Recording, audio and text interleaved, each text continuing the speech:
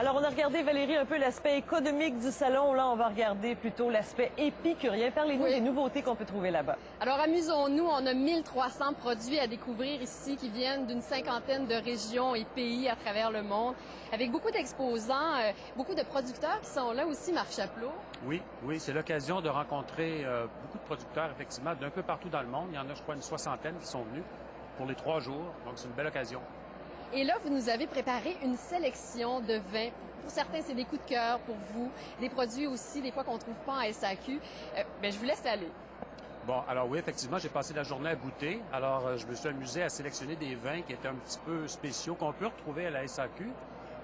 Parfois non, mais souvent on peut les voir à la SAQ, mais on n'ose pas les acheter parce qu'on n'est pas habitué, on les connaît pas. Alors ici, l'occasion, c'est l'idéal, c'est l'occasion idéale pour venir, pour goûter pour 2, 3, 4 $ pour peu cher, parfois moins. Différents vins, donc, qu'on peut retrouver après, qu'on peut racheter si on veut. On peut aussi découvrir des vins qui ne sont pas à la SAQ. Vous avez des rouges. Oui, si on commence par les rouges, en premier, j'ai choisi un Bordeaux, le Château Méné 2005. Donc, c'est un vin qui se vend quand même 48 $, sauf erreur à la SAQ signature.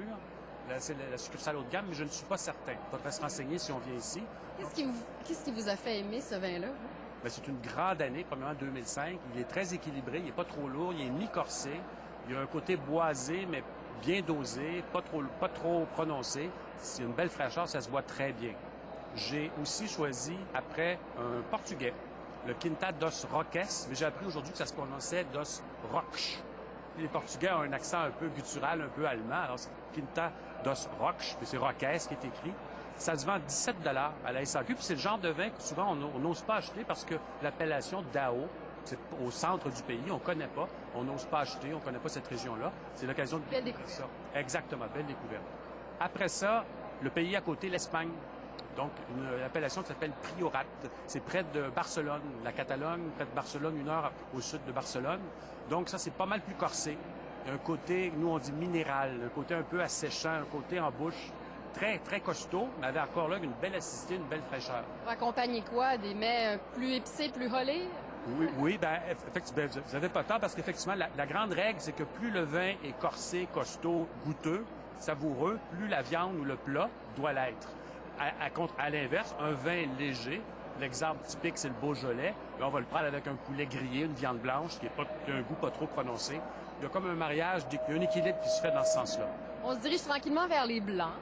Oui, avant de passer au blanc sec qu'on va déguster à la fin, des sauternes. Oui, plus sucré. Oui, des sauternes, de la région de Bordeaux, encore une fois.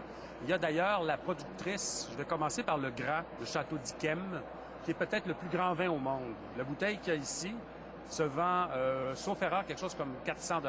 C'est très, très cher, mais ça coûte très cher à produire. Et c'est un vin qu'on a pu goûter au salon ce matin. Pour 80 personnes, ils ont fait goûter à la conférence de la maître, celle qui fait ce vin-là. Même chose demain samedi, même chose demain dimanche. Si vous arrivez tôt, vous trouvez une place, vous allez pouvoir goûter au Château d'Yquem, le plus grand vin au monde. À côté du Château d'Yquem, beaucoup plus abordable, et qu'on trouve celui-là à la SAQ, mais celui-là aussi, un Château Guiraud. Donc, même appellation, à peu près à 2-3 km du Château d'Yquem, mais qui se vend peut-être 40 $ le demi. C'est quand même assez cher, mais c'est très bon, soit d'apéro, soit avec du foie gras, mousse de foie de volaille ou en digestif. Dites-moi, ça coûte combien pour les goûter, chacun d'entre eux, là, même les plus chers? C'est fonction du prix. Le portugais, par exemple, si je me trompe pas, il y a quelque chose comme 2 ou 3 coupons, donc 2 ou 3 $. Celui-ci? Celui-ci, je ne sais pas si on peut le goûter ici. Je pense que oui. On est à l'espace signature dans le salon. Ça doit être 12, 14 $, 16 $. Mais bon, c'est un vin à 400 $. Oui, ça peut valoir la peine. Merci beaucoup. Bonne soirée. Bon salon, c'est jusqu'à dimanche, Julie. Et c'est très inspirant d'entendre tout ça. À quelques jours maintenant de la sortie de son 50e album en carrière, Juliette Renaud était à Québec aujourd'hui.